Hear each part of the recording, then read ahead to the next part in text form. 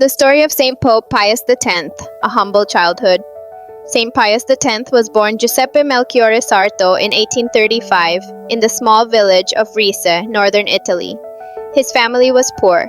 His father worked as a gatekeeper, and his mother was a seamstress. Despite poverty, young Giuseppe was devout, intelligent, and hardworking.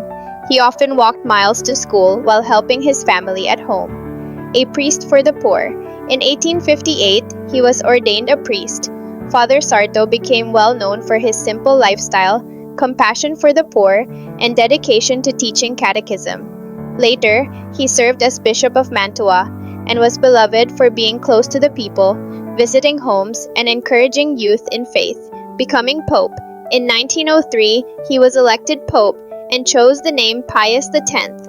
With humility, he declared, "I was born poor, I lived poor, and I will die poor." Major reforms, frequent communion and First Communion for children.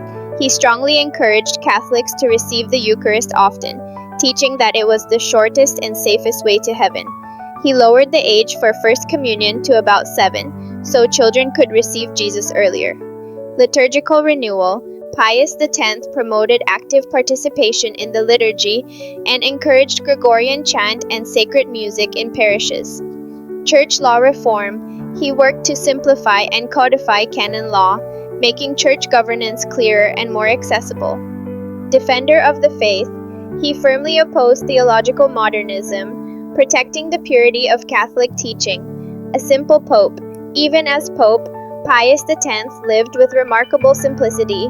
He dressed plainly, avoided luxury, and gave generously to the poor. Because of his love for the Eucharist, he became known as the Pope of the Blessed Sacrament. Death and canonization.